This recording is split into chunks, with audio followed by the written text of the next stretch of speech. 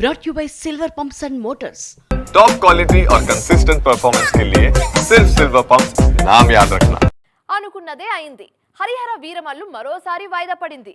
June 12 నుంచి ఈ సినిమాను పోస్ట్ పోన్ చేస్తున్నట్లుగా అఫీషియల్ గా చెప్పేశారు దర్శక నిర్మాతలు. మరి వీరమల్లు ఎప్పుడు రానుంది?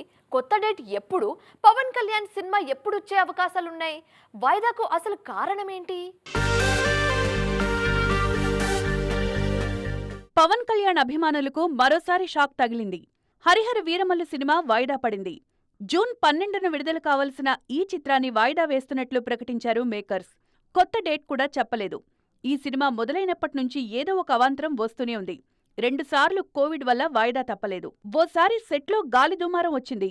ఇంకోసారి భారీ అగ్ని ప్రమాదం జరిగింది. ఆ తర్వాత పవన్ రాజకీయంగా బిజీ అయిపోయారు.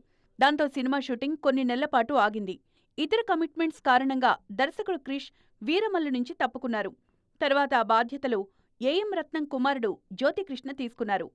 ఈ మధ్యే పవన్ డేట్స్ ఇవ్వడంతో షూట్ పూర్తయింది. అన్ని అవాంతరాలు తొలగిపోవడంతో జూన్ 12న వస్తుందని నమ్మారంతా. కానీ సీజీ వర్క్స్ పూర్తి కాకపోవడంతో వీరమల్లుకు మరోసారి వాయిదా తప్పట్లేదు.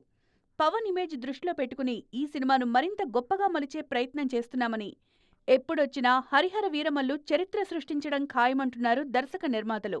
మరెప్పుడొస్తుందో చూడాలి.